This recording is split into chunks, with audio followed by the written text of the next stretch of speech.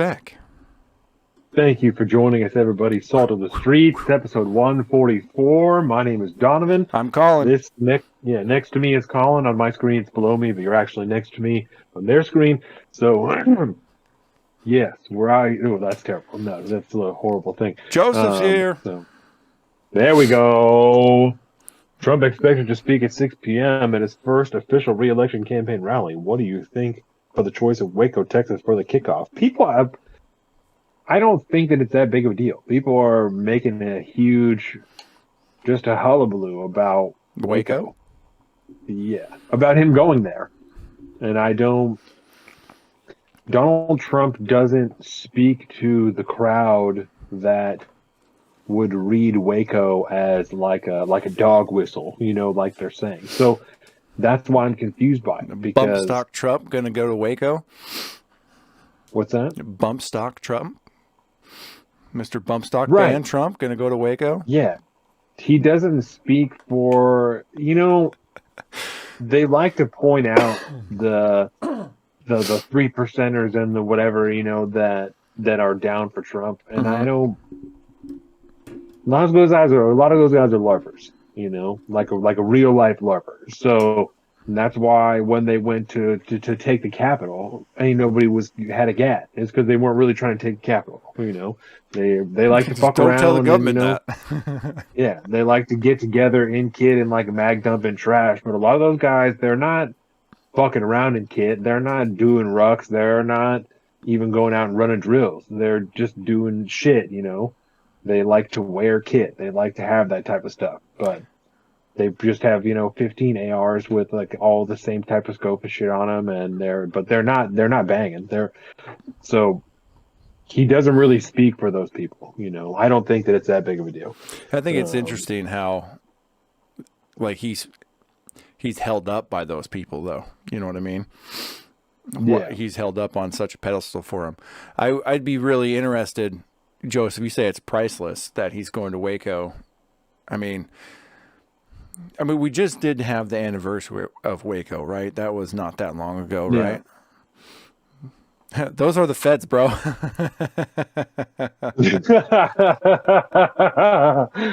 He is not wrong. Yeah, I'd be lying if I didn't think at least 60% of the 3%ers weren't feds. Yeah, that's because, in my opinion, they're all feds these days. Shit. If you're willing to really throw down and like try and take on the government, you're not putting it on your truck. Nah, bro. You might like. And I might be contradicting myself by talking about that on a podcast, but this is the type of thing that we advocate for. So like I align it a little bit differently, but like it's not like I have that type of shit on my truck, or like I don't know. I don't know. I have some. I might have them up here. They're right here. Yes. Okay. I have these coasters. Oh, they're 3%er coasters. Oh, okay. So if you're willing to take on the government, you're not making coasters about it. You know what I'm saying? And that's why, like if we make merch, our merch is not wear this when you boog. Like that's not why we make T-shirts. They're T-shirts for the podcast. This is just a thing that that's like that's this, not this a rallying vinyl sticker's cry not going to go on your kit. Yeah, it's not a rallying cry for the malicious. That is shit for our podcast to advocate for stuff that we talk about. This is the thing we talk about. You don't make stuff like this if you're really trying to take on the government. Someone gave this to me as a gift, and I was like, this is really awesome, because I don't think they knew exactly what it was, but they thought that it was cool, and they're like, I think that you would like this. Looks super America. And I brought it home. I was like, this is some 3%er shit, and that is awesome. That's what this is. Is there 13 stars on that? Count the stars. Yes. Nice. Okay. Got it. Based. Yeah. Isn't that awesome? I love it. So, that's good. All this fucking, the Proud Boys, all these dudes. They're just those guys they're hooligans. Those guys are just hooligans. Yeah, they're basically they're one step apart from soccer hooligans in the UK. Yeah. That's adorable. That's why when they went, they were just fists, bro. Fisticuffs. So yeah. Oh man, that I is. think it's interesting, but I don't think it's that big of a deal. I know, like I said, all the dailies on Friday were tripping about him being in Waco. So it's legit now. This We know. yeah, this could potentially be a dog whistle for the extreme right that Donald Trump seems to stand for. You know what it Like, probably is. Really, is just him going. I'm going to get more coverage if I do it at Waco. This is going to be Right. good for me because there's no such thing as bad press, bro. That's just free press. And Because I think it's how probably. much do you? Go ahead. Oh no, I'm sorry. I would say it's probably more of a big deal that this is his first real big, re-election campaign speech that he's doing. His first re-election rally that he's doing, and he's been announced now for how many months? And this is the first time he's actually getting out there, really doing something big. Mind you, in the grand scheme of re-election campaigns and stuff like that, it's not late in the game or anything. He just came out way early. So Now that we know, no. Unless Donald Trump goes to Waco and in his speech talks about the insane government overreach and the horrific tragedy that happened there, and then calls for the abolition of the ATF, unless he does those things, then it means nothing. Because that's the only reason that's the only way it would be significant. That's what that stands for when people talk about Waco and things that happened there. It's not because they love David Koresh, right? It's not because they think a lot of great shit was happening there. It's because the government went there and murdered a bunch of people and children Yeah. because they didn't like what they had going on, right? So unless that's what Donald Trump is going to talk about in regards to Waco in his speech, then he isn't even doing it to dog whistle. He's doing it, like you said, Colin, because it's going to get more attention. It's just because people are going to talk about it afterwards. But that's the only reason that it would be significant that he would be doing it at Waco, is if that's the type of message that he's going to put across. And I know that he fucks with the Freedom Caucus, but I don't think that he's going to be willing to take up that stance of we need to abolish the ATF after he was willing to let bump stocks be banned and then try and turn around and use the pistol braces as a rallying cry. That doesn't make any sense. I mean, that's would be some of the most bold flip-flopping and hypocrisy that we've seen in quite some time. It's a very small issue, but it was less than 6 years ago that he had allowed bump stocks to be banned under his own administration. So to then turn around and say, well, we really need these pistol braces. Like, what the fuck are you talking about? Yeah, I mean, very long shot in the dark, but it could be potentially the beginning of a redemption arc for Bumpstock Donnie. If he actually did come out, and took shots at the ATF and actually said, hey, let's do it. Let's get rid of these things. He's learned a lot of hard lessons, blah, blah, blah. It's been so many years. I see now he'll never admit fault for anything he's ever done, but maybe, right. I see the error of my ways and let's just get rid of all these alphabet soup agencies, starting with the ATF. Let's do it. I'd be like, all right, okay, well, If he says that, yeah, 100%, and I just don't think that he will, because he's not a small government dude. You know what I'm saying? He also doesn't want to grow it. He's not a massive government guy, but he's also not a small government dude. So he likes to be able to swing the dick of the government when it benefits him, and he's trying to get some shit done. So I just don't see a world where Joseph said that he took it as a shot at the ATF. And I know if going there is a shot at the ATF, then that's some real pussy passive aggressive shot that you're taking out of people. It's like the fact that I made a speech here and didn't mention what you did, the fact that you murdered adults and children here, then that is some real pussy passive aggressive shit. So yeah, if you go there and don't say it, it's almost worse than just not going there, right? And that's what I'm saying. Then it really means nothing. If you don't mention it, then it really means nothing. You were only doing it for attention. When is this rally going down? I just don't Googled know. real quick Trump Waco rally, and of course there are, within the last 20 hours, there's like 20 different stories about Trump going to Waco. It's already begun. The corporate press is already pushing it out. I Joseph says love 6 it. p.m. Tonight? So, yeah, Oh, he hot hasn't dog. made the speech yet. So we'll see. Well, I'm not saying that he won't. I don't expect that. That's I'm yeah, not I gonna would lie not though. I do miss a Trump rally. They I would be usually have some surprised. funny parts in them. Yeah, I would be surprised to hear him say, "I don't." Fuck. Now I think about it. Okay, so I can see maybe shots of the ATF that he's like the guy that Biden picked is bad. Like I would have picked a better guy, or I will pick a better guy if you put me in. Then I'll get this guy out who did the pistol brace shit, and I'll put in a guy who won't do that. Yeah. So We'll maybe just stick with bump stocks. You're right. Well, Supreme Court okayed that. Those are turned around now. People can have those again. There you go. So it's too late. He can't do that again. All right, we'll see, Joseph. Yeah, We'll we'll see. see. We'll see. Yeah. You know. You always got me thinking. I don't know if you know this, Joseph. I've written about you twice in the articles on our Patreon. If you don't know that, I'm not going to send it to you. I'm going to make you pay $5 for them. But you give me $5 and you can see all of them. And you can see the ones that I talked about you. Did not ever say anything bad. Don't worry about that. I would never ever do that, especially in a private place where you don't have the ability to defend yourself. I would never do that. But I have used conversations that we've had via comments and the show to fuel an article and a discussion on that.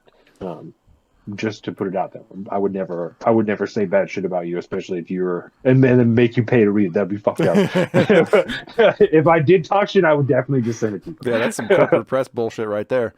We're gonna talk shit about you in this article, but if you want to read it, make sure to subscribe. That's right. Yeah, no, I would never do that. But no, I don't remember we talked about Tyree Nichols. We talked about like what would be justice. I think the last article that I did was on that. Yeah. So, and then there was another conversation that we had that I wrote about too. You'd be challenging my thoughts, Joseph. There I you fuck go. with you. I like you a lot. What are you drinking? What do you got? You got some pale ale right there? Some Johnny's? Yes, sir. Oh, Yes, sir. some Johnny Utah, Old Johnny, baby. Utah. Yeah, if only they'd stock that at the soccer field, then we'd be set. That's what I'm saying. Sonic Rain. Something. But yeah, I went to when I bought my gun yesterday. Palmer's is about 2 minutes from Trenton's house. Nice. So I picked up Trenton and brought him with me to Palmer's. Ooh, and that's then probably a good we experience went- for him. Yeah, I didn't. He thought I was going to pick up a gun yesterday, and so he's never bought a gun before, so he didn't know. Let me explain how to you any how of this it works, my friend. Yeah, and I wanted to pay in cash, so I had to order it yesterday. So I ordered it, and it'll be there early next week, and I'll go and I'll start the paperwork, and then I had to wait, however many fucking days. Excuse me, to go and pick it up. Do you have to do like a deposit when you do that? I just paid for it all. I Oh, just nice. gave them all the money. So, Nice. Did Trenton have any thoughts on how that whole thing worked? Yeah, he was like, I can't believe that you did, because I thought you were going to leave with it. And I was like, no, it doesn't work that way in most places. So there are some places it's like that. And it's if you buy certain weapons, if I was going to go in there and buy a shotgun, I could leave with it today. Like that would be fine. They would just make sure I'm 18 and that I pass a background check and I would be able to take it. But even ARs and stuff like that, even if I bought something off the wall, then there's still a 10-day waiting period for I-1639 that starts after your background check passes. So it's like 13 days or some shit like that, and I don't know the weekends count. It's a rigmarole. Yeah, it's a whole It's an deal. infringement, like Joseph said. It's an definitely infringement. an infringement. Amen. There's no doubt about that. Yeah, It's like the definitional case of what an infringement is. yeah. It's like So he was surprised. it's not quite a revoking of your right, but it's definitely infringement on it. 100% it is. But yeah, Yeah. like you could walk in and buy a shotgun over the counter and walk out with it. You could buy like a bolt action rifle and walk out with it. Yeah. And it kind of ends And there. it used to be 1639, Mhm. I-1639, you used to be able to use the background check from your pistol license. So if you had a concealed pistol license and you went and bought a pistol, they could use that same background check because it was within the last 5 years and done through the police department. And so you could walk out same day if you had a pistol license. But that was only for pistols. Well, and it used to be for ARs. You could do the same shit because we didn't Yeah. have 1639. So you could go in and buy a sporting rifle and walk out that day as long as you were 18. Not anymore. So much has changed. Yeah. And I'm glad There's the a bunch violence of- is definitely subdued. Oh, yeah, yeah. Murder rate's fully gone down. It's awesome. It's way down. Seattle's a super safe place now. It's awesome. It's great. Yeah, it's fantastic. I love taking my family there. We feel very safe. I avoid it like the plague. We don't. I've been once in the last 3 years. Mm-hmm. We're going to Portland next weekend. Oh, And yeah. I'm just, I was at Trenton's house yesterday talking to his mom. I told her, yeah, we're going to Portland next weekend. We're going to go see Christina P. That's why we're going. Mm-hmm. And she said, oh, I'm sorry. And I was like, oh, I'm definitely bringing my rifle. I'm 100% bringing my rifle. I don't know. The place that we're staying is like in Portland. It's like 15 minutes from the theater. So it's in proper fucking Portland. And I'll just be damned if I'm ever in a position where I can't have the upper hand on somebody, Yeah, I would almost... I would almost advise against it, just for the fact that, car theft and, breaking into people's cars is so ubiquitous around there. Yeah. You know what I mean? Well, no, we're staying in an Airbnb, so I would probably leave the rifle at the Airbnb. Oh, yeah. Okay. And I'll still, I definitely would never carry without a license somewhere. Of course not. So I won't bring my pistol. But that's, we'll see what's up. I don't know. When we went to go see Jordan Peterson, they weren't metal detecting people there. I carried in whatever theater that was. But when I went to the garage, when I went to the bar, they were flagging people there. So I had to leave my car then, which I did not love. Yeah. But that's a top tier establishment, bro. yeah, I can get same day only because of my CCP. Yeah, it used to be like that, Joseph, and that was pretty cool. My first gun I walked out with, we waited 3 days because we knew that our pistol licenses were coming in the mail, and so we just waited and then went and picked them up same day. But yeah, now we got this fucking bullshit. I think with this pistol, I just have to wait until my background check comes back. I don't think it's a 10-day waiting period. Mm-hmm. But it only comes with 10-round magazines because we live in a fucking... Yep. But your boy's a genius. And, you pre-bought, right? oh, yeah. Oh, of course. Yeah. Oh, a nice it's patch on the back there. Yeah. Oh, you like that? I finally got that on there. The Compton Lumber Company. Yes. Yeah. No, so I have a bunch of these 17s, and then I got this nice, that 30-round hockey stick on there. Yeah. So I'm gonna mount this 30-rounder on my kit right here. Yeah, that's a big boy. Yep. Man. Yeah, that was thinking ahead. I remember that you were like, yeah, I feel weird because I just bought a bunch of mags for a gun I don't even own yet. Yeah. That's right. Yeah.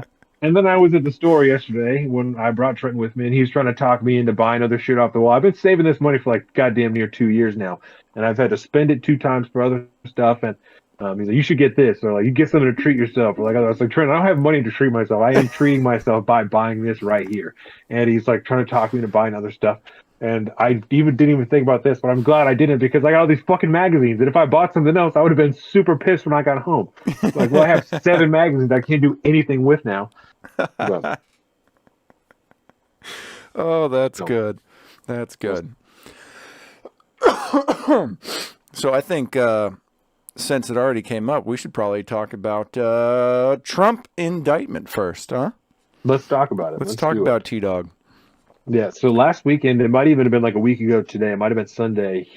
Truth, right? He's putting out on Truth Social that like I could potentially be arrested as soon as Tuesday. You guys need to rally and protest, and this is an outrage. Make sure this doesn't happen. Like, all the things. So all week, literally all week. That is all corporate media could talk about is, Oh yeah. Donald Trump is going to be arrested fucking any minute now.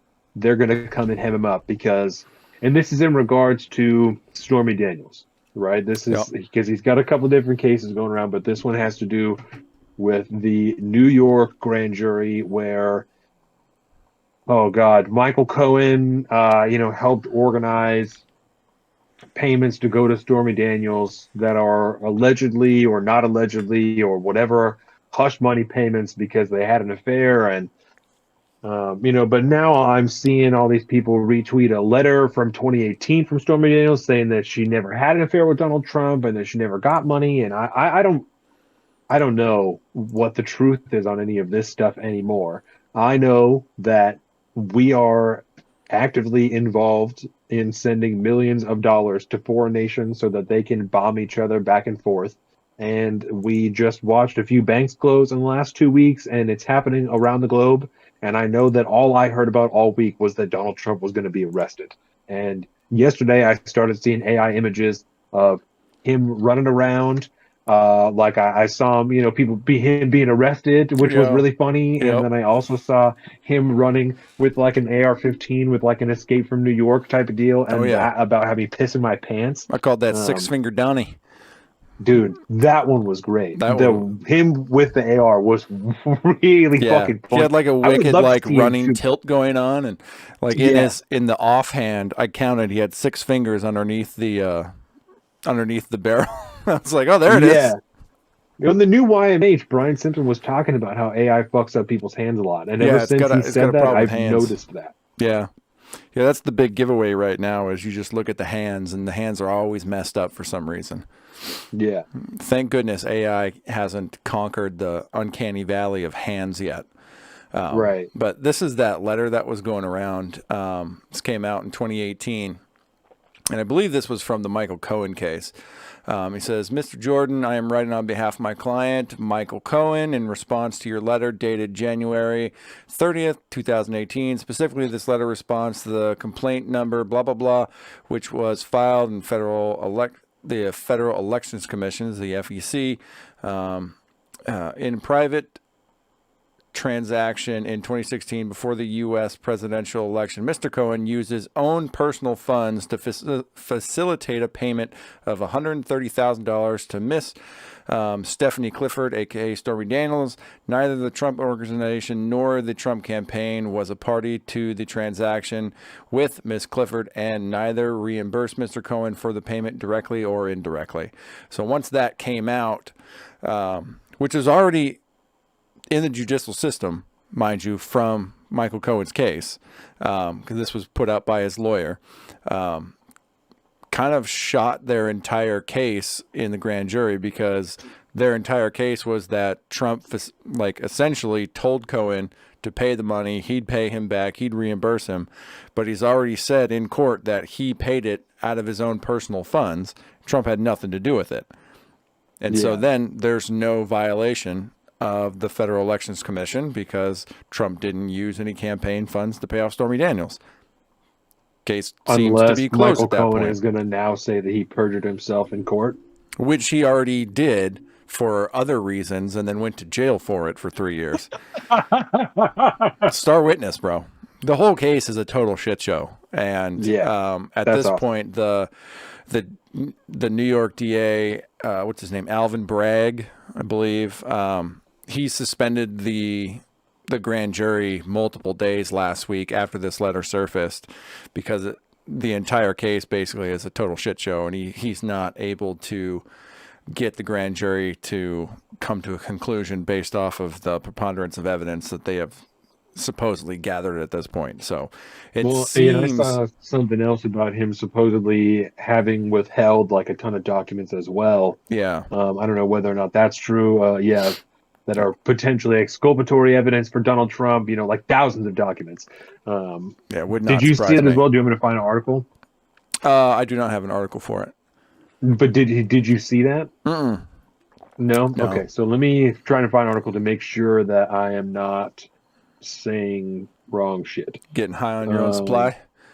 Yes. NYDA withheld. Oh man, I got a good grab bag for this week. This is going to be good. E- I'm excited. Part 4 is going to be lit.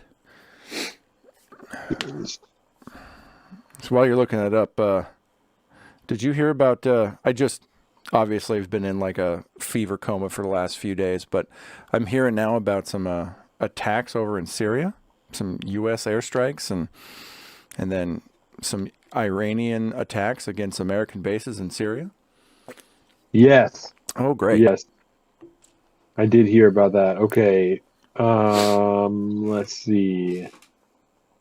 SandraRose.com, PJ Media, USA News, Canada Free Press, Oh, Canada has a free press? That's news to me. Headline UA, Gateway Pundit. That's the one I think I know the most. Let's see. We'll let Ground News do its thing. But this says they're also about George Soros. Soros-funded DA Alvin Bragg caught hiding nearly 600 pages of exculpatory evidence from New York grand jury in Trump case. 600? Yeah. Attorney Robert Costello, the former legal advisor to Michael Cohen, spoke to Tucker Carlson on Monday night after he testified to the Manhattan grand jury investigating President Donald Trump. Costello told the Fox News audience that he testified for 2 hours in front of Alvin Bragg's Manhattan grand jury. Robert Costello told Tucker Carlson, "I spoke to the jury for 2 hours. It was clear to me the Manhattan grand jury did not want to get truth. And now it's being reported the New York District Attorney Alvin Bragg was hiding exculpatory evidence from the grand jury. According to Fox News legal mind Greg Jarrett, Soros-funded DA Alvin Bragg hid nearly 600 pages of exculpatory evidence to the New York grand jury investigating Donald Trump." Greg Jarrett, I mentioned it yesterday, I think, when Bob Costello got in the grand jury room and told them, "Wait a minute, you don't have the hundreds of pages I handed over to Alvin Bragg over here. You only have 6 cherry-picked documents. Hiding from grand juries exculpatory information is reprehensible and unconscionable, and the conduct of Alvin Bragg and his henchman Mark Pomerantz, who specifically says in his book, 'We are targeting zombies because we don't like his beliefs. Those guys should face disbarment proceedings.'" Woo-hoo-hoo. Yeah. I second so that guy, whatever his name is, Greg Jarrett, says that the grand jury is missing documents. That's not good. 600 pages, essentially. That's insane. Yeah. You get 6 out of these 600 pages. Bro, it's real bad that even in New York City, a grand jury in New York City, you can't get to automatically indict Trump, which means you have serious problems with your case. Yeah. This is not the one. They got real close. I think there was a lot of people that creamed their pants thinking this was going to be it. I don't think this is it, baby. Right. I guarantee you Trump's going to say that at his rally today. I wonder what the deal was. Why do you think he said that? Why do you think Donald Trump said that he thought he was going to be arrested on Tuesday? I have a feeling that there was probably some kind of conversation from somebody at the DA's office to somebody in Trump's orbit that was like, "Hey, we're probably going to indict the former president at this point. We need to get some kind of, logistics started at this point." And that made it up to him. And then he was like, "Oh, fuck this. I'm tweeting about it. I'm truthing about this thing." Yeah. Because at that point, too, even if it's just rumor or hearsay, that's instant press, that's instant money into his, in his campaign funds. I mean, that is just a win-win-win all around at that point. Even if he did get arrested and they did the Bannon style, perp walk and pictures and processing, he'd never actually do any real jail time while this thing actually went to court, No. which it probably wouldn't, and the DA would just look even worse, and Trump would look just fantastic on that point.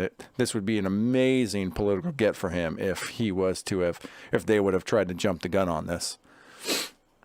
Yeah, it's almost like free advertising from Trump. Why would he not? That's exactly it, Joseph. I think that's just you get that train rolling, and if he was to say that without any kind of looming indictment, it would mean nothing. But with a looming indictment like that, and the New York corporate press being what it is, they're going to run with that all day, and like they did all week. And Right. that's just And I that's don't just free mean press. I don't mean once he learned that, why would he tell everyone? I don't mean that. Of course he's Okay. going to tell everyone. I mean, like, and just because of what Joseph said, I didn't think you understood. I just meant, how do you think he caught wind of the fact or the idea that he was going to be, supposedly indicted? Oh. And I think that's what you were answering. And yeah, I imagine, we all know, especially in regard to Donald Trump, how horrifically leaky every aspect of the government is. So I think that someone overheard another person saying, "Yeah, we got this motherfucker," Yeah. and so they leaked it to someone in, like you said, in Trump's orbit, to tell him, like, they think that they're going to get you, and if the last day that they're interviewing someone is Monday or whatever, then it could be as early as Tuesday, and so Donald Trump is going to do what Donald Trump does Let's and tell do it. everyone in the world about it. Yeah. And subsequently, corporate media saying, we all remember what happened on January 6th, and we know what type of a crowd he can whip up, and what they do when they're whipped into a frenzy, and who knows what their target is going to be. And then the New York police are setting up all the roadblocks and stuff like that Yeah. outside of the courthouse, and so Yeah, I saw videos of like the press outlets. They all had their little pup tents set up, and all their lights and all their cameras set up for like the entire block of the courthouse. And yeah, I mean, everybody's fiending at this thing. And I forget who it was I was listening to early last week, but they were like, there's still one more person like slated to like give their testimony in front of the grand jury for Wednesday. This is not going. There's no way this is going to happen on Tuesday. They're not even supposed to do this. It's like, no surprise, the corporate press got a hint of blood in the water and swarmed around like a swarm of sharks, and then nobody thinking logically about any of this stuff, and they just ended up screwing themselves over. they're terrible. It's been pretty fascinating to watch, to be honest. It's how terrible can it go? Supreme Court has political leaks. I'm not surprised at all. Yeah, because even our Supreme Court, I mean, we still don't know who leaked that Dobbs decision. Just can't figure it out. It's just we couldn't possibly figure out who did it. No, we can't do that. We could track down all the Jan 6ers from all the way across the country for the last 2 years, but we can't figure out who leaked one document out of a small group of people whose all movements are tracked and controlled in the Supreme Court. Can't figure that one out. No. Which definitely means that it's going to happen again at some point in time. Yep. Everything's compromised, bro. Yeah. It's funny how like little leaks, well, the whole concept of leaking is really just determined on who's kind of at the head of the government at the time. Because if there's massive opposition against this person within like the deep state, you're going to get leaks galore. But if the person who's in power is kind of like an establishment person, it's going to be a pretty leak-proof administration. Right. It's Right. Because like funny how that to your point, happens. there's not a ton of leaks going on right now. No, No. no. There's more correcting of statements from the president than there are leaks that are coming out. But What the during president Donald said, he Trump, didn't mean it was that. He almost. didn't mean that. That's right. Yeah, but during Donald Trump, that administration, it was almost daily. Oh, constant, man. Sources with knowledge of the situation have said that this and this, and he's a fascist, and we're all gonna die because Donald Trump is the president now. Yep. I mean, it was almost daily with that type of stuff. Oh yeah, it was so many Lo and leaks. behold, All the we're all leaks still alive. contradicted each other half the time. It was like, bro, I don't even Right. know which way to go on this. It doesn't matter. They both have knowledge of the situation. So Yep. But yeah, at this point, I get the feeling that at least as far as this, the New York State one goes, like Essentially, this is like there's like two charges. One of them is like a campaign funds violation or whatever, and then Campaign finance. campaign finance violation, and then there's like a small business misdemeanor of like incorrect bookkeeping or something like that. Right. I get the feeling now that this is essentially over, and I think Alvin Bragg's career is probably over too. It's not a very good look. And he's pretty new there too, right? Yeah, that's from my understanding. Yeah, he's been pretty new. He was like you said earlier, he's a George Soros funded prosecutor, and all those guys are relatively new to the scene anyways.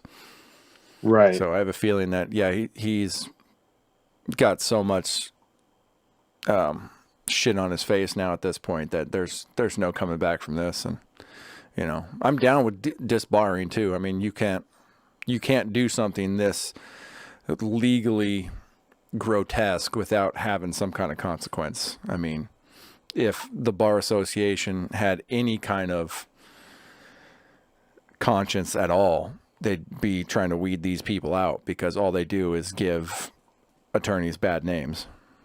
Not like they already don't, but. And there was, I don't know if you saw this too, I saw there was somebody that sent in a package with white powder to the DA's office. Yes. And that's not good. Putin says Russia will tactical. Oh, Jesus. That'll be fun. Yeah. That'll be fun. Just got that update, so that's nice. I was wondering when that was going to come down the pike. We'll save that. Yeah. But yeah, so I don't know. Do you think it's pretty much over at this point as far as this case goes? I didn't think he was getting arrested in the first place. Like you're telling me that he's the only one that said that, right? Yeah. So why the fuck would I think he's going to get arrested? Exactly. I tell people all the time, government's trying to kill me. I'm still alive, right? So I don't know why anybody else would believe me anyway. I still believe it. Yeah. So it is what it is, man. I don't know why we're taking his word for it. That seems silly. It does indeed. Okay. All right. Case closed on T-Dog Millionaire. That's good. Yeah. You want to talk about Ron DeSantis for just a second, because there was all that. You were telling me about it on Breaking Points, that they're like, if he gets indicted in New York, then Ron DeSantis is going to have to extradite him from Florida to New York so that he can face his criminal charges. And it's silliness, It's all so this stupid. shit about. Yeah. They ran with it real hard. I mean, all the whole beginning of the week, I mean, it was like Trump's going to jail was like one of their multiple segments during the day. And the biggest one that I thought was absolutely ridiculous was the fact that they, like you said, they took this stance that, because Ron DeSantis had come out in some kind of speech and kind of was like, we're not going to get involved. We're not going to do, I'm not going to get involved with anything as far as this case goes. And the conversation was had about whether the governor of Florida was going to allow Trump to be extradited. If he was indicted in New York, was he going to extradite Trump from Florida to New York? And everybody had their own little stances on this. And, they thought, like, I remember Tim Pool was like, no, DeSantis should be like standing out in front of Mar-a-Lago being like, you're not going to take him. You're going to take him over my dead body. First of all, that's not how any of this stuff works, by the way. All these states have agreements to extradite anybody from any state, anywhere, if they've committed a crime somewhere else. That's just the way it's there. That's a thing that would happen. But you don't think for a second, especially given Trump's legal past, that like he's probably not going to get extradited because he's probably not going to get charged. Because out of all the times for years and years and years, even as president, we heard about this, that, and the other thing. What makes you think this is the one that he's going to get hemmed up for and he's actually going to get arrested for this? Are you crazy? Misreporting funds going through his business. Yeah. This is going to take him down. That's what we want to do. That's what we would like to do is start to hem people up for low level white collar crime. Yeah. That's what we want to do with our time now. Ex presidents, to say the least. And I Ex don't. presidents, current front runners of the opposition party. This is what we're going to Right. do. And we're going to If- devote segments daily to the prospect that this is a real possibility that we need to do. And if the Biden administration did not come out with a statement against this, right, regardless of whether they thought he was guilty, but for them to stand by and say nothing and watch one of his political opponents be jailed makes us no better than Russia. I recognize this is not a federal case, so it's not like Joe Biden can reach out to the Department of Justice and say, don't do this, like, don't make these charges. But he can definitely come out and say, I don't think this is a good idea that we're going to put someone in jail who used to be the president and also is running for president now. I don't think it's a very good look. And that would, whatever, he would never do that. You know, he would absolutely never do that. But that's the only principled stance to take on this, and that's the only legit thing to do, would be like, this is not a good idea. But he would never do that. No. And then it makes us effectively no better than Russia, that we have a president who will stand by and watch his political opponents be jailed, as opposed to try and compete against them fairly in the competition of democracy that supposedly we are all supposed to believe in and think like actually matters or does something. So, I mean, how do you think this compares to the Mar-a-Lago raid? Because that definitely did involve the DOJ, specifically Merrick Garland. yes. How do you think this compares to, you know, Trump possibly getting hemmed up for another bullshit kind of charge? We were talking about documents that may or may not have been specifically agreed to be handed over or to be secured in a location. And then his compound was raided by the FBI. There was talk then of Trump being arrested, and obviously that never happened. And now we're talking about arresting him for putting some numbers in the wrong column. A lesser crime. Yeah. Yeah. No, I don't see it. You know, I don't see it. And yeah, I that's why I start to lean towards the distraction thing. You know, there's a lot of other bigger things going on. But because Donald Trump has historically been a winner for corporate media, they are, excuse me, I think, willing to try and go back to the well and see if they can keep tapping it for more stories that will capture people's attention. And it worked, you know, all week. That's what they talked about. And people were consumed with it. They were willing to forget all the things that was happening before. I gave you the quote. I read you the quote from Washington Post the week before. That's like, oh, Xi is visiting Russia and the two leaders are trying to create a new world. They legitimately said they're trying to craft a new world order where they don't have to listen to NATO. That's like right. Where They NATO said it. doesn't. They said it. And in a matter of 24 hours, that they go from new world order to Donald Trump is going to be arrested at any time, and it's going to be wild. They talked about it all fucking week. You go from new world order. You said the words new world order. That's not like that's a small thing. You're talking about a complete restructure of the way that the global economy and relationships work. And you turn from that to T-Dog Millionaire is going to be arrested in a matter of 48 hours. Yep. That is some of the wildest shit I have ever heard. And I can't chalk it up to anything other than a distraction, because I don't, if I was convinced that someone was trying to craft a new world order that was going to destroy my way of life, I wouldn't stop talking about it. I would be talking about it a lot. And that's why we do this show and say a lot of the same shit every other week, is because we don't fucking stop talking about it. We don't turn from this to like, oh, damn, did you see that? I don't know. It's still ridiculous. The whole thing is so ridiculous. Yeah. So This is why we have a grab bag segment for other stuff. precisely. One of the Joseph Garrett says this is a great way to guarantee Trump re-election, and I agree with. Yep. You know, especially if they're going to try and pursue this. He will run from jail. He will absolutely run from jail if that's how you want to try and play this and I'm here actually for put it. him in a cage. He will run from jail, and he will do it successfully. And you will feel extra stupid when he does. because then he'll really win. Yes.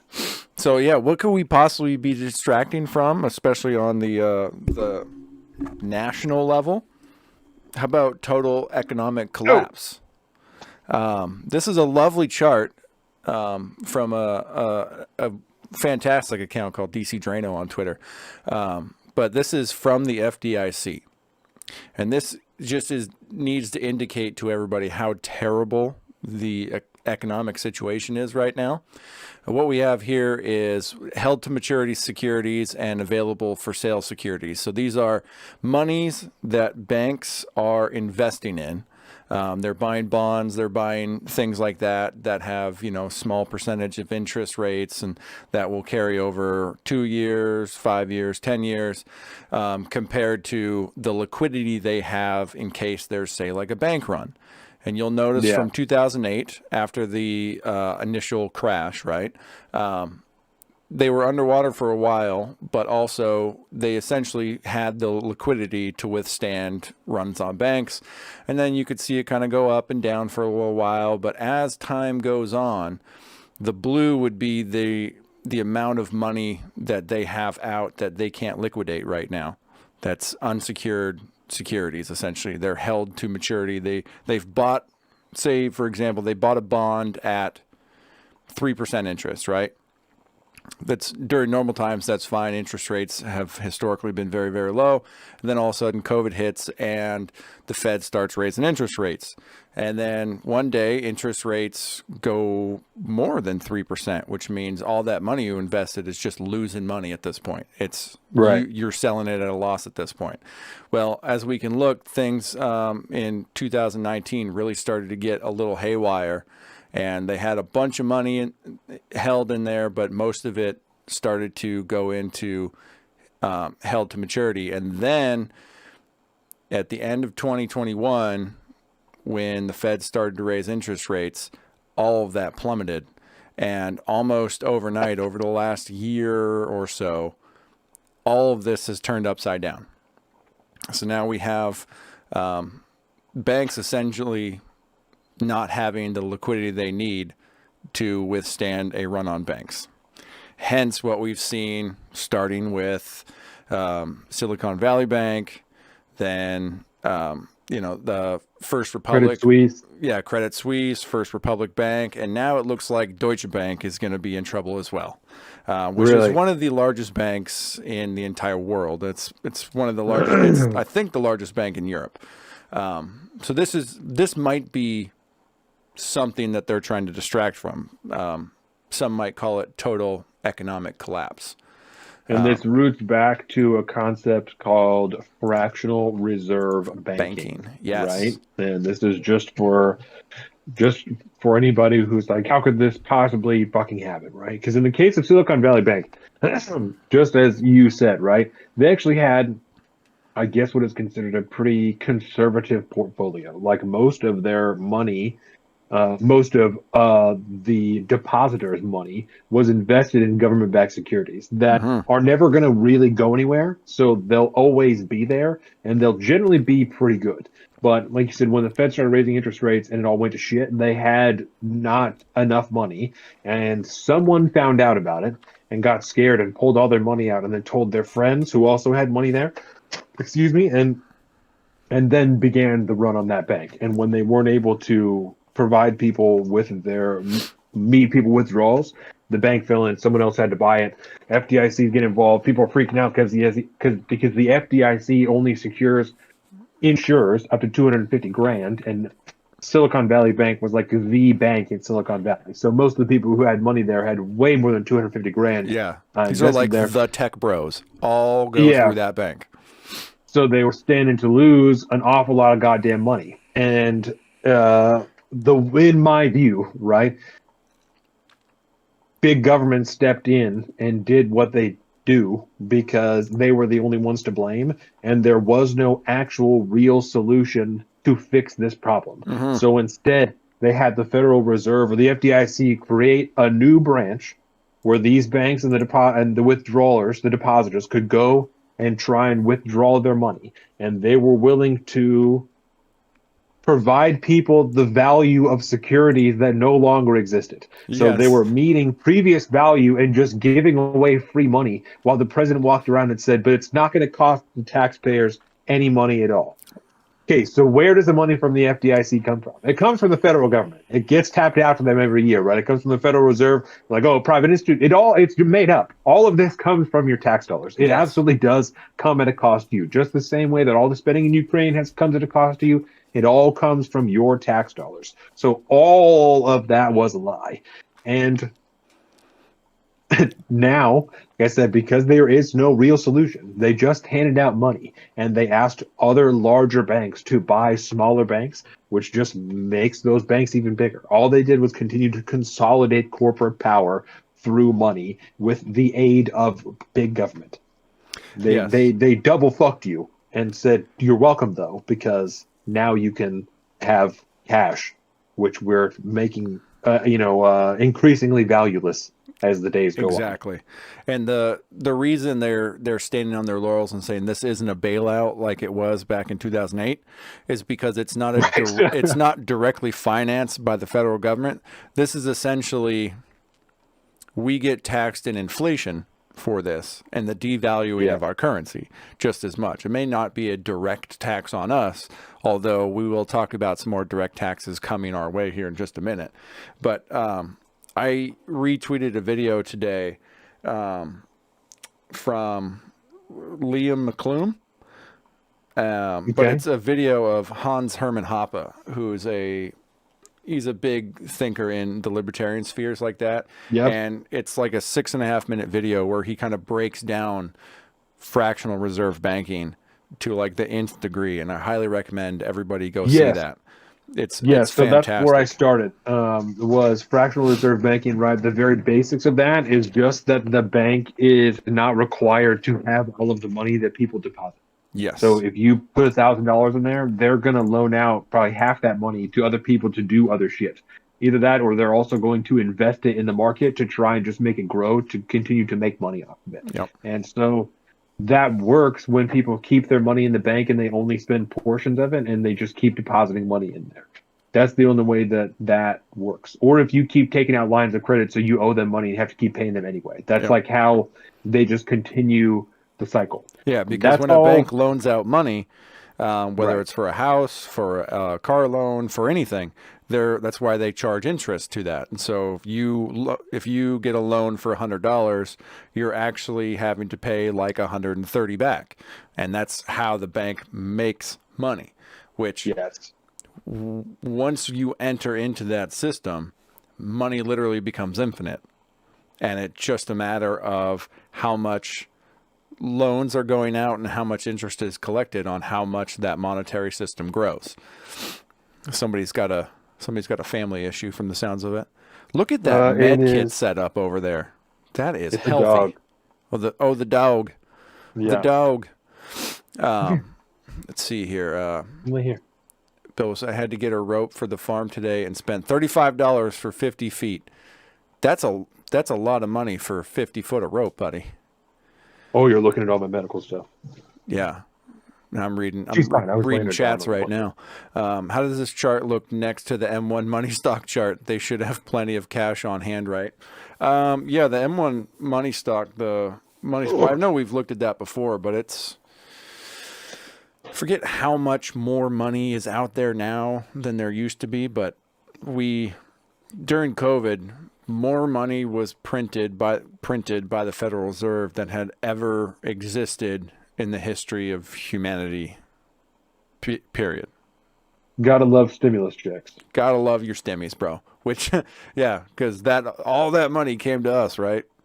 Right. Do you remember when Crystal Ball said it's not affecting the economy? All that money burnt off. It all just burnt off, bro. Do you remember when she said that? It burnt off. She really said that.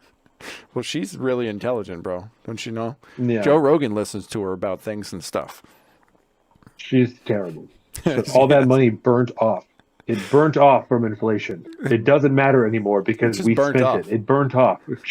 God damn. That's so stupid. That's such a dumb thing to say. The economy is hot, so the money just burnt off. Burns right up, right? Baby. That's, it's not cash. So how do you even say that?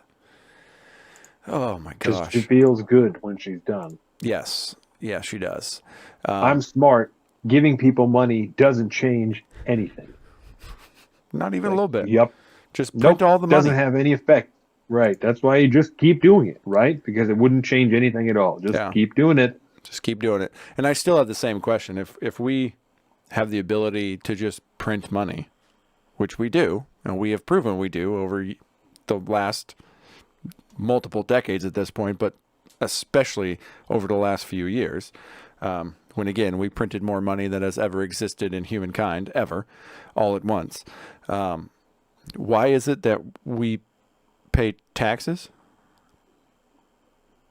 The roads, Colin. Who's gonna The build the roads?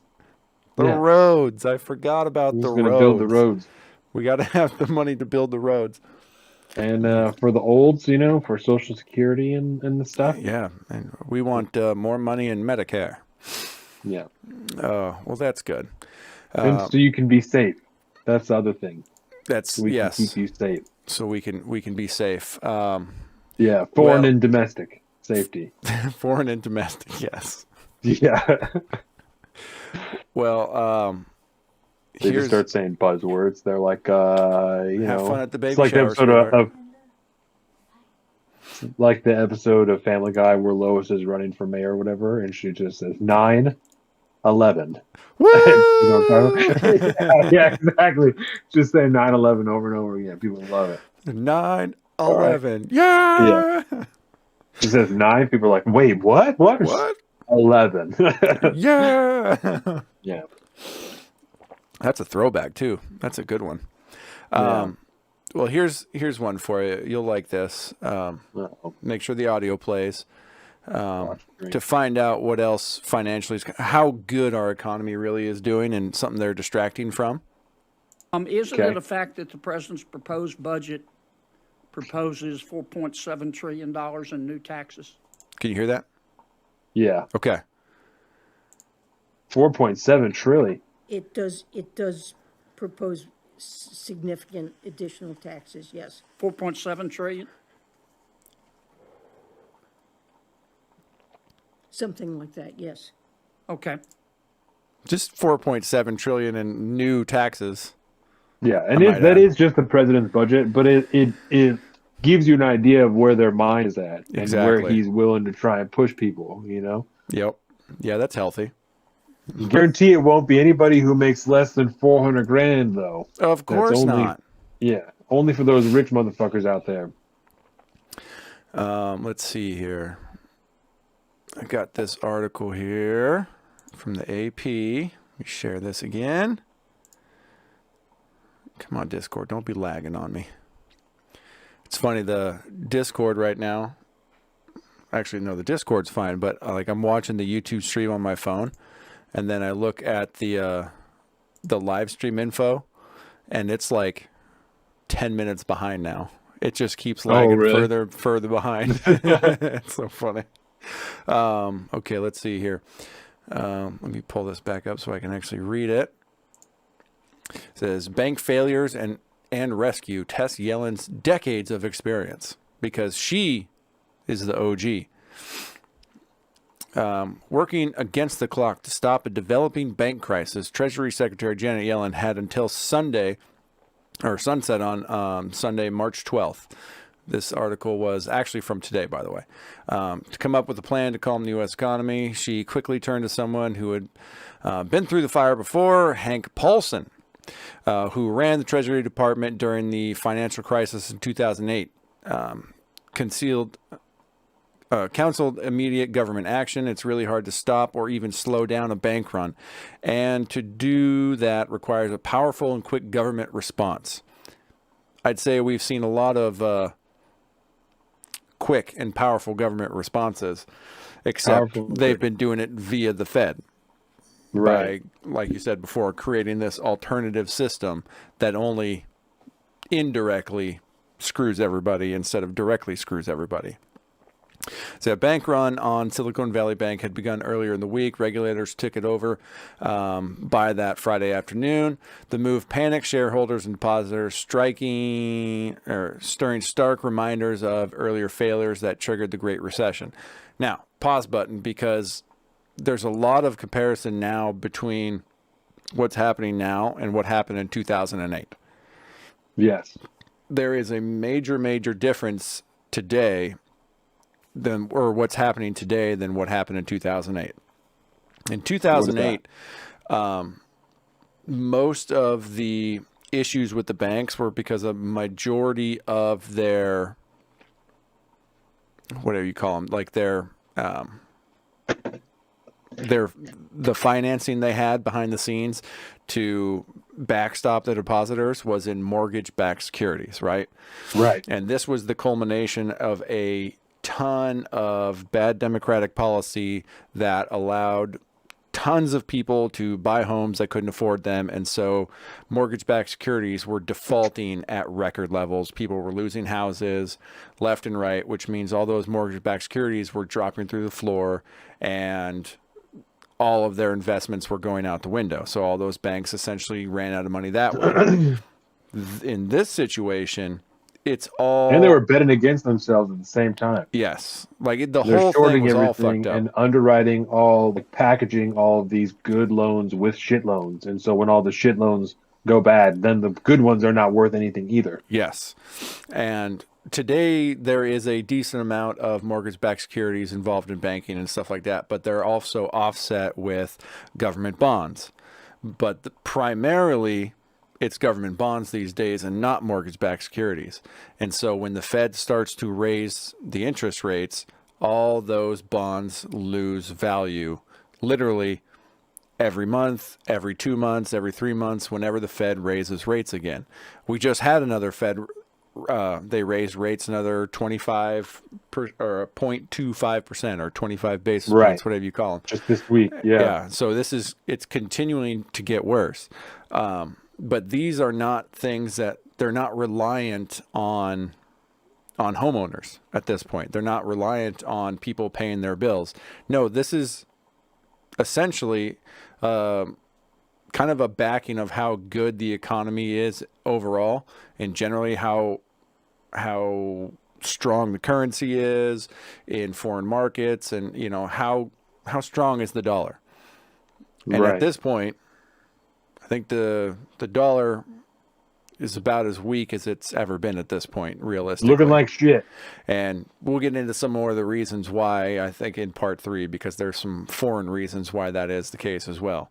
But this is a bigger problem because this is not something that you can backstop by making sure homeowners are saved at this point. You can bail out all the homeowners from their mortgages and then essentially save mortgage-backed securities, but you can't save government bonds because inflation is still what it is at this point.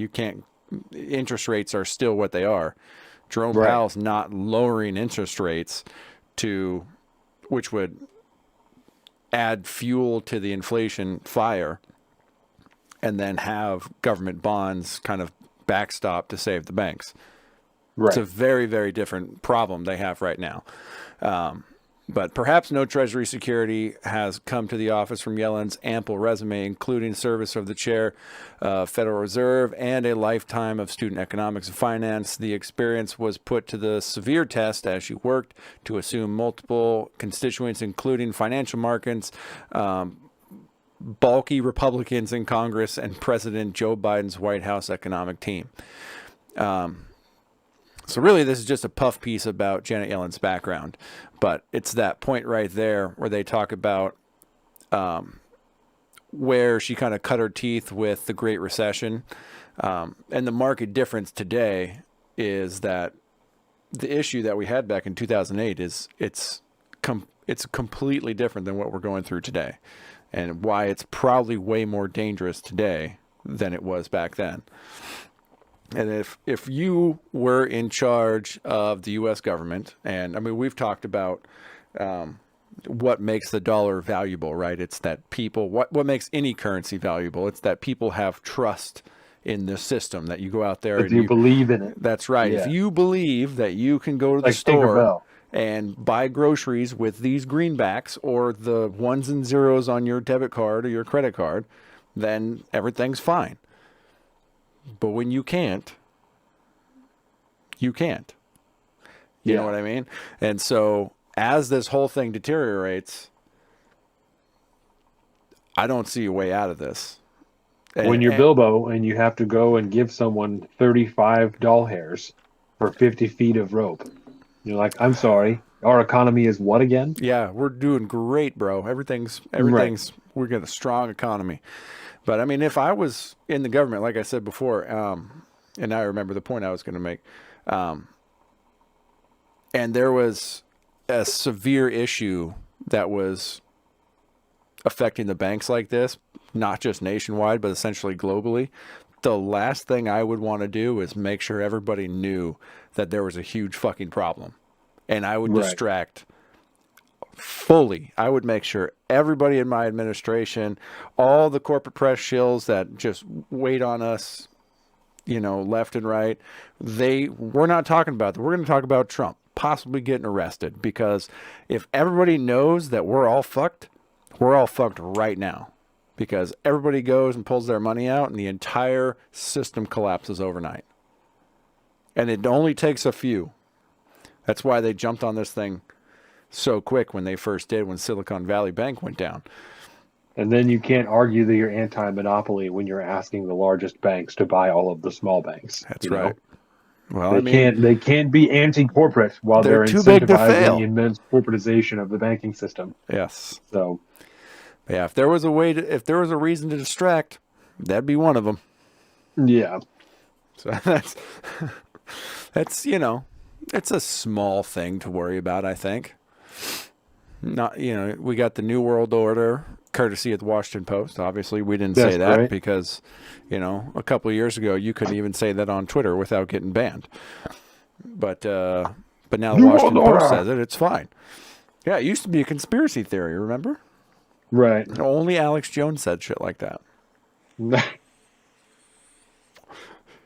yeah, that's what I got. That's what I got as far as the financial system goes. It's all fucked. It's all fucked. Yeah. Let's see, how we doing here? How we doing on time skis? I think we're good. I think we can head into part 3 if you're ready. I don't know if there's anything else you want to get into part 2. No, I think we good. Work. So then with that, I think we'll take our second break here. And of course, I want to thank everybody again for joining us, for watching us here at Solid Streets, episode 144. Make sure that you like, subscribe, comment like you've been doing, share this with all your friends, subscribe to the Patreon. Go there, $5, get you the newsletter. We have other tiers as well, you know, movies and things like that. We have our own personal social media. I am at Salt of the Street on Twitter and at alpaca_Donovan on Instagram, and Colin is at Big Bird Offie on both of those things. Word. You can find all this at saltofthestreets.com. Our sponsor for this segment is going to be JP Bakery. Let's see this little video that Colin has going on here. Run the ad. There you go. And we'll be able to see what the jam is.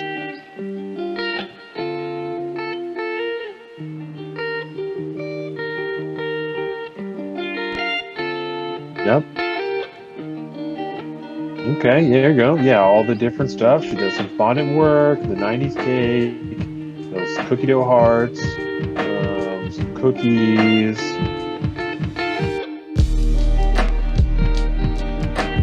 Yep, the succulent cake for fire. The dinosaur is lit. Yeah. Yeah, the dinosaur cake is lit.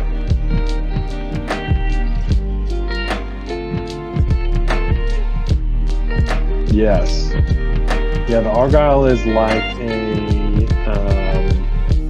it was for a wedding. You know, it's like a bohemian style, whatever, you know, super classy and trendy. Yeah, it was good. They're all done by hand too. All individual. Very cool stuff. So, yeah, and then of course the English muffins and stuff like that she does. She ships those, so it's fantastic. It's great.